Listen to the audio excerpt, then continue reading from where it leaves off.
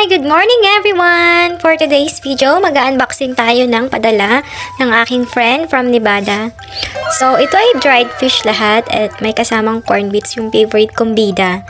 So, ayan! Nakuha na nga namin yung parcel. At ayan nga, pinangunahan na nga ng aking asawang buksan. At ang nagpadala nito ay yung isang kaibigan kong nasa Nevada. Siya isang nurse doon, nagwo-work. Kasi umuwi yung tita niya sa Philippines at nagpadala siya ng mga dried fish. So ako naman, in-inform niya ako kung gusto ko yung dried fish. Sabi ko, oo naman. At ayan, pagkatapos ng buksan lahat ng aking asawa, ako naman mag-unboxing na. Ang alam ko lang talaga, ito yung papadala niya. Hindi ko alam na ganito pala karami ang bibigay niya sa akin. So thank you, friend! Ang alam ko lang yung tuyo lang ipapadala niya, tsaka yung bida na sinasabi ko sa kanya.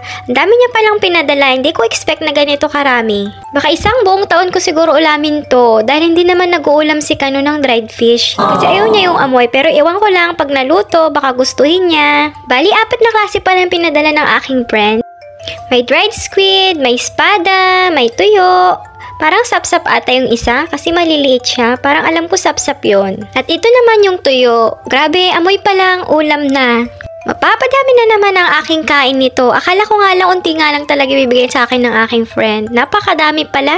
Baka buong taon ko nga siguro uulamin to dahil ako lang naman ang mag-uulam. Hindi naman nag-uulam si Kano. Baka ewan ko lang, pag naluto, baka gustuhin niya. Grabe talaga, nakakatuwa. Sobrang dami. Kaya thank you, friend. Isang buong taon ko to ulamin. Ito na nga siguro yung sinasabi niyang squid. Amoy pa lang, ulam na. Tinanong ko nga din pala ang aking mga in-laws kung gusto nila ng mga dried fish.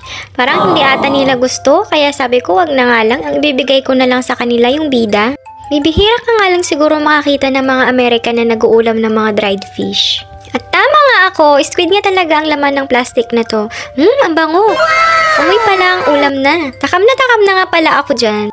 Grabe talaga, sobrang dami nito. At alam nyo ba dito sa US ay napakamahal ng kanilang mga Asian food? Alam nyo kung bakit? Dahil sumali nga rin pala ako sa mga marketplace na buy and sell dito sa USA. At doon ko na lang din nalaman ang kanilang price.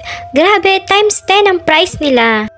At nasabi ko pala kanina ay sapsat, parang danggit ata ito. Hindi ko alam, hindi ko sure. Hindi nga naman talaga ako pamilyar sa mga pangalan ng isda na yan. Malalaman ko lang yan pag ako'y bumili sa mga pwesto. Kaya dito nga sa US guys, huwag ka magko-convert dahil masasaktan ka lang. At pagkatapos ko nga na-unboxing lahat, iniisip ko kung saan ko nga naman ilalagay itong mga to, either sa Tupperware or sa plastic seal. Grabe talaga, napakadaming bigay sa akin ng aking friend. Kaya swerte mo na lang talaga kung may uuwi ng Pilipinas. At isa pa, mahal din magpadala from Philippines to USA. Kaya no choice din talaga pag nakakaulam ka ng mga Asian food, kahit mahal, sige go pa rin. At itong isda nga palang ito guys, parang espada po ata. Ito ay yung mahaba, kaso payat. Oo nga, espada nga ata ito. Nilagay ko na nga pala sa plastic sealed na yan. At feeling ko hindi ata kakasya. So naisip ko, guguntingin ko na lang siya mamaya. Pero susubukan ko pa din kung kakasya or hindi. Grabe, ang bango nito. Sakto pa naman, may nabili akong bagoong sa Asian store. At buti na lang pala, sumakto ang aming grocery ni Kano kahapon. Nakabili ako ng suka, bagoong at may unting kamatis. Napapadami talaga ang kain ko nito.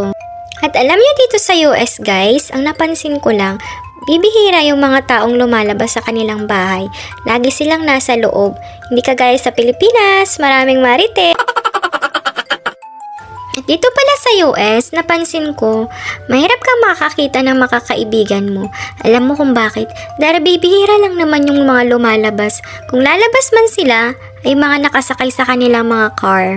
Dito sa US, bibihira yung mga naglalakad sa labas. Kaya ganun na lang siguro, mahirap makahanap ng kaibigan dahil lagi silang nasa loob ng kanilang bahay. Totoo nga pala talaga, napansin ko lang sa mga American, trabaho, bahay lang sila. Bibihira ka na lang siguro makakita ng mga American na pagkatapos magtrabaho, gumigimik. Ibang-iba ang kanilang lifestyle, hindi katulad nating mga Pilipino, kahit pagod sa work, sige, kung saan-saan nagpupunta. Bali, ito na pala yung last kong ginagawa. Dahil hindi magkasya sa plastic, naisipan ko na lang naguntingin at hatiin sa 3. Habang naghahati nga pala ako dyan, grabe, tawang-tawa ako sa aking asawa. Ayaw niya kasi yung amoy ng dried fish na to. At ako naman nang iinsulto, pinipilit ko siyang kumain nito. Kaya pag naluto ito, susubukan ko siyang pakainin. At ewan ko na nga lang talaga kung anong magiging reaksyon niya. At ayaw niya nga yung amoy. Alam niyo ba, pumunta na nga siya sa kwarto at nagkulo. Grabe, ang OA niya! Bali, may 3 bida nga pala ako dito. Ito na lang siguro ibibigay ko sa mga bata pag visit namin sa kanila. At sure ako, magugustuhan nila ito. Pagkatapos ko nga napak lahat, yan, ready for cook na! Hanggang dito na lang. Salamat sa panonood. Bye!